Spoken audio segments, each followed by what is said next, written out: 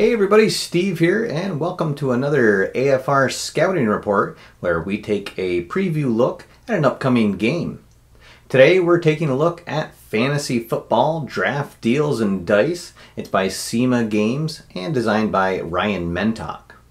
Now this is a game for 2 or 4 players where you're going to play out a 4-game season of fantasy football. It'll start with an initial draft. Players will select their starting lineups, roll to see who wins that first week, and then they'll be able to pick up players off the waiver wire, pick up free agents, and then even trade with other owners as they battle over 3 weeks to make it to the final game, where the 2 players with the best record will face off one last time, where the winner will be crowned the champion. Now this game is currently on Kickstarter trying to get funded, so of course all the components that I'll be showing you today are prototypes, so keep that in mind, and you can always check out the Kickstarter page to get a preview of what the final art will look like. So just like any good fantasy football league, this game is going to start with a draft, and so after we get the board set up, that's where we're going to start as we take the AFR Scouting Report of fantasy football. So the first thing we're going to do is set up the board. Now this game comes with 8 fictional teams, and each team has 8 different players. Each team has a quarterback, 2 running backs, 2 wide receivers, a tight end, a defense card, and a kicker card. Now in the full version of the game, each of these cards will start with blank skill ratings and blank upside ratings, where you'll have a deck of cards that you'll randomly distribute out onto these so that each game is unique. For this preview, we're going to be using the free print and play version of the cards that have those ratings already assigned to them. Once you've done that, you're going to go through the deck of injury and hot streak cards and take out all of the defensive cards. From those, you're going to select 2 cards at random. One is going to be named the best defense of the league, and one's going to be named worst defense of the league, starting out for week 1. Then you're going to shuffle the rest of those cards back into the deck and set those aside for now. Next, all that's left to do is decide on the draft order. You can decide that however you want. However, the game does come with 4 tokens that you can randomly assign to players to determine the draft order if you'd like.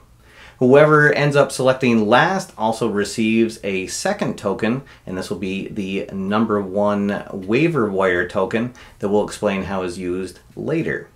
Now we're ready for the draft, and you just simply start selecting your players. Whoever has the first pick goes first, and then through the last player, and then you'll reverse order, or what's called a snake draft, for the second round. You'll continue doing this until players have a full roster of players, being sure to adhere to the roster restrictions. Then once the draft is all finished, all that's left to do is determine which player has an injury for week 1 and which player is on a hot streak. So you're going to take the deck of injury hot streak cards, draw 1, and that's going to tell you which player is injured for week 1, and you'll denote that by placing a red cube on the injury/hot streak box on the player card. If that player happens to be someone that was drafted by one of the owners, they can immediately return them to the free agent pool and then draft another player while still adhering to the roster restrictions.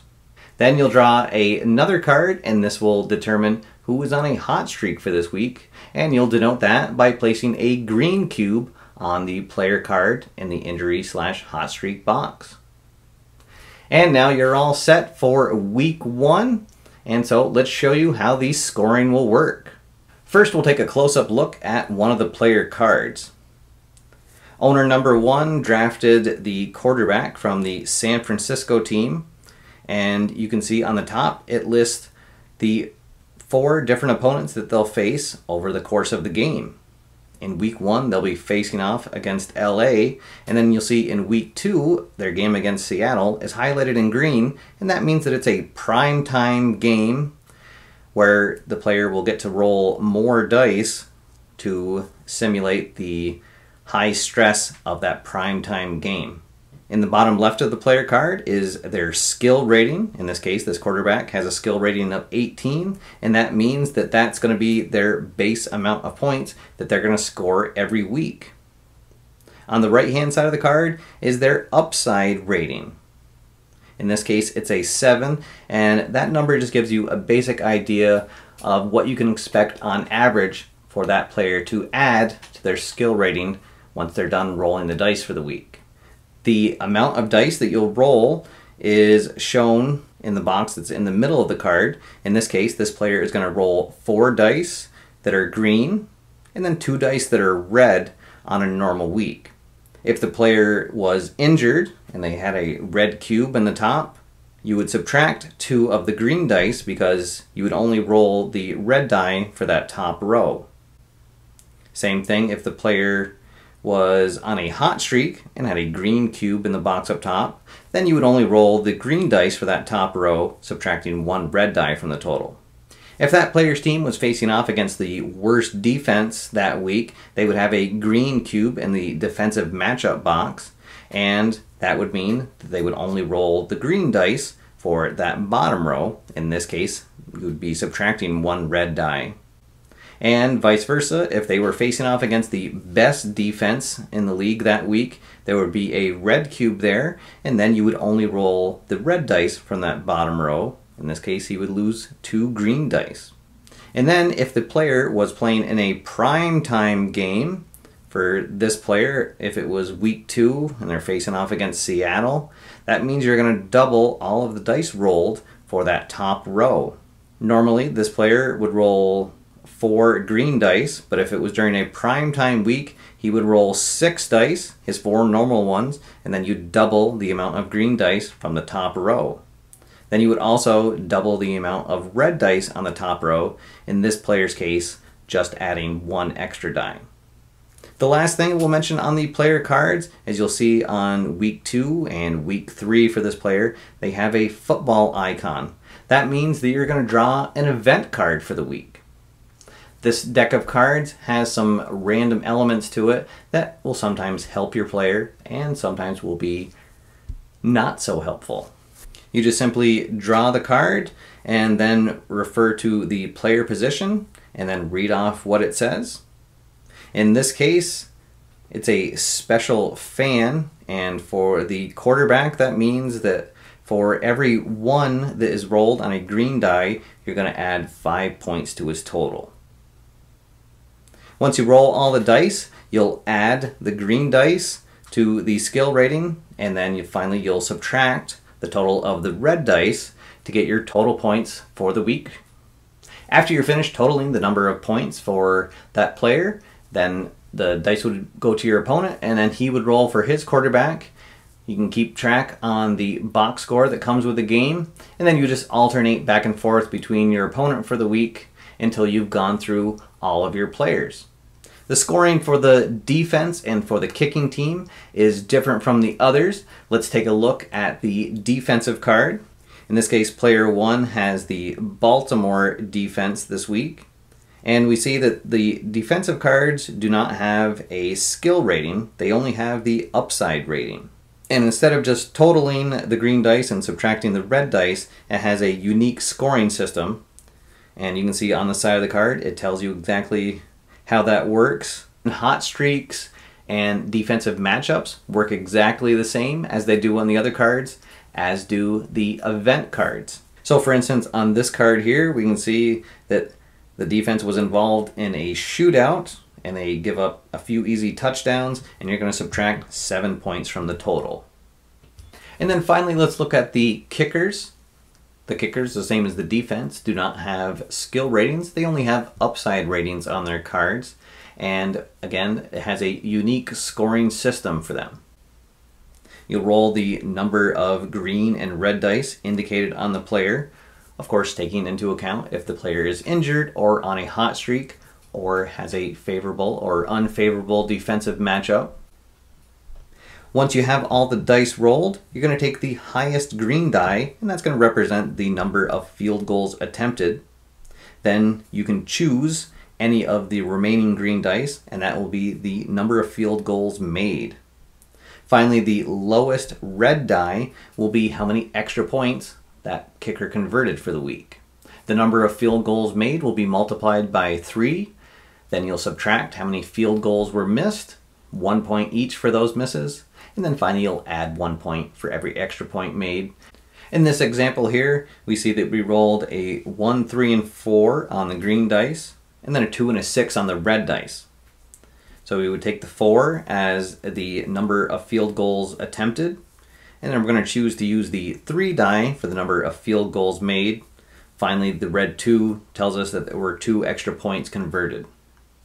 So the 3 field goals made would equal 9 points, and then the 1 miss would subtract 1, and then finally you'd add 2 points to get you a total of 10 points for the week for that kicker. Once you've totaled up all the points, you can find out who won their matchups for the week, mark it down on your box score, and then you're ready to move into week 2. And then you'll roll to determine how many new injuries and how many new hot streaks are going to be in effect for week 2. You'll determine how many injuries there are going to be by rolling 2 red dice, totaling them together, and then drawing that many cards from the injury/hot streak deck. Every player that you draw will get a red injury token placed on their card. If you draw a defensive card during the injury phase, that card will become the new worst defense for the week. Simply put that on the board, and then the previous worst defense will be shuffled back into the deck. Next, you'll determine hot streaks. You'll roll 2 green dice, total them together, and then draw that many cards. Each player that is drawn for a hot streak will have a green cube placed on their card. And if you draw a defense during this phase, that team will now become the best defense for the week. You'll place that on the board by the best defense token and put the old best defense card back into the deck. If you happen to draw a player during the injury or the new hot streak phase that currently has an injury or a hot streak, it will simply replace what the old one was. For instance, if you have a running back who is currently injured and you draw him for a hot streak, you'll replace the red injury cube with a green hot streak cube. And also note that these injuries and hot streaks will stay in effect for the remainder of the season or until that player's card is drawn again. After you've finished all of the injuries and hot streaks, you'll take all those cards except for the best and worst defensive cards and shuffle them back all together into the deck and setting them aside until the beginning of week 3. Then you're ready to head into the general manager phase. This is where the owners of their teams are going to be able to mix up their rosters, swap out some players, and hopefully make their team better as they head into the second week of the season. The first part of this phase is the waiver wire phase. Now you'll remember the last person that got to draft in the beginning of the game received the number 1 waiver token. That means that that player gets to go first. During the waiver phase, they can choose to take any player available from the free agent pool and swap it out with somebody that's on their roster, of course being sure to adhere to roster restrictions. If the player does take somebody on the waiver wire, they have to hand the waiver token to the player on their left. Play then continues to the player that now has the waiver token with the same rules. He can select somebody from the free agent pool and again passes the token to a player on his left. This phase will continue until the player that has the token decides to not take anybody from the pool. Next, we're going to move into the free agent phase. This works very similar to the waiver wire phase, except that the other owners can challenge the addition of the free agent to the team. The free agent phase starts with the owner to the left of the owner with the number 1 waiver token, and he can simply select somebody from the free agent pool. Then all the other owners will have a chance to challenge that and say if they want to also select that player. If multiple owners also put a claim in on that player, you'll have a roll-off where each team will roll 2 dice and whoever has the highest total wins. If there's a tie, the claim goes to the owner who initially selected the player. This phase will last until all players have passed on their turn, and then you'll go to the trading phase. The trading phase, as you can imagine, is where the owners are free to trade amongst themselves on any players that they have on their roster. They can make any deal that they like, however they still have to adhere to roster restrictions. Then once you're finished the trading phase, players will set their lineups and get ready to begin week number 2. Once you've gone through the scoring for week number 2, you'll repeat everything again, clear off the defensive matchups, draw new injuries and hot streaks, go through the waiver wire, free agent, and trading phase, and then play through week number 3. At the end of week number 3, only the 2 teams that have the best record will continue on and face off against each other in week number 4 for the championship game. Alright guys, so there's a look at fantasy football draft deals and dice. As you can see, an interesting game depicting fantasy football. And it's a game that has a nice mix between a drafting card game and also with the sports theme on it. So definitely something you should check out. You can head on over to their Kickstarter page. I'll post links below to it. If it's a game that interests you, please consider supporting that game. If it's a game that really interests you, there's even levels available where you can get yourself as one of the players in the game, or you can even become an owner of one of the fictional teams and change what city they're in, change their team colors, and even pick what the mascot of that team will be. Alright guys, that's all for now. Thanks for watching. My name's Steve, and I'll see you next time we take a game through the AFR Scouting Report.